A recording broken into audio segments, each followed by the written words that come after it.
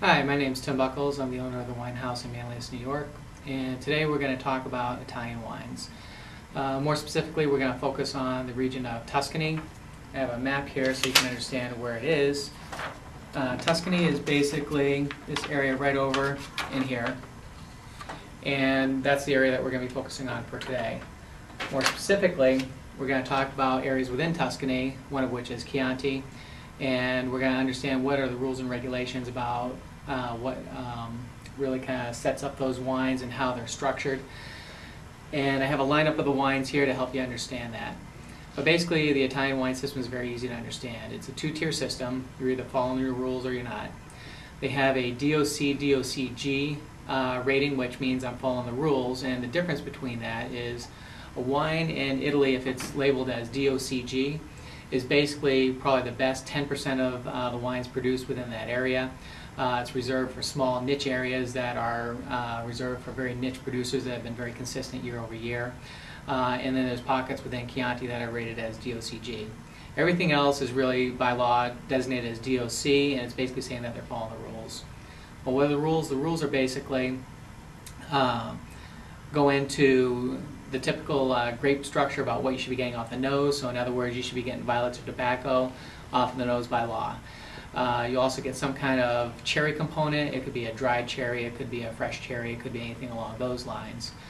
The rules also cover everything into how you make the wine, what maximum amounts of production, especially when we get into this area over in here. We're going to be talking about Montalcino, which is one of the smaller niche areas. They have much tighter rules and regulations in this area, which produce actually better wines, and we'll talk about why that is.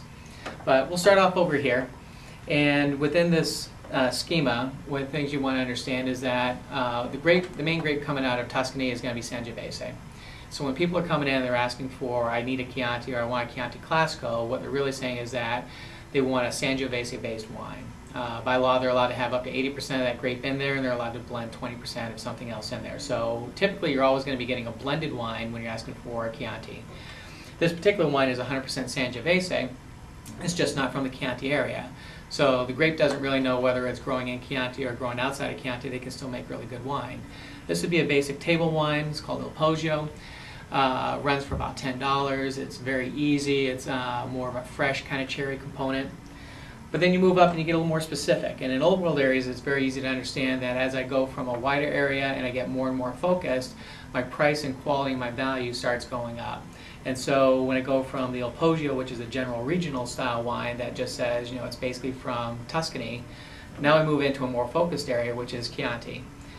As you take a look at that, the Chianti here, you're jumping about maybe about $10, $12 in price. And now I'm about, you know, $15 to $18 or so on the shelf. So now I've gotten more specific with just general Chianti. But when I get more specific, I can go to the heart of Chianti and go to Chianti Classico. Chianti Classico, a little bit more focused region, a little bit higher altitude, a little bit better starting point on the grapes.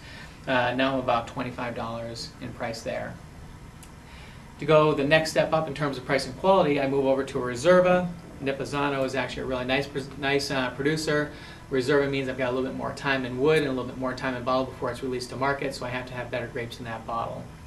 If I move to a more niche area, I move over to Montalcino.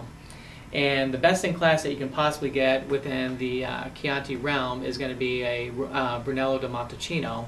And it's basically the Sangiovese clone in a really niche area that has better growing conditions, better growing climate.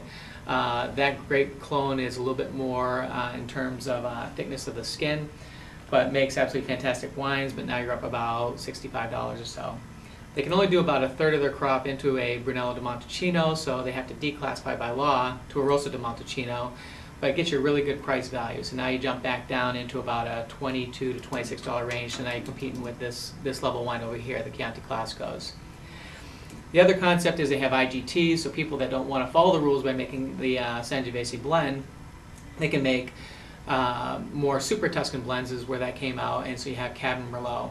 Sassicaia is probably the best example there. So when people are talking super Tuscans, what they're basically saying is they're not following the Chianti recipe of the 80% Sangiovese and 20% of something else. Now they've gone away from that mixture. Now it could be more Cab, more Merlot. They can throw some Syrah in there, but they make some outstanding wines. Sassicaia would be the best example of that. And hopefully that helps you understand how the Italian system is broken out, at least within Chianti. My name's Tim Buckles, and thank you for watching our video today.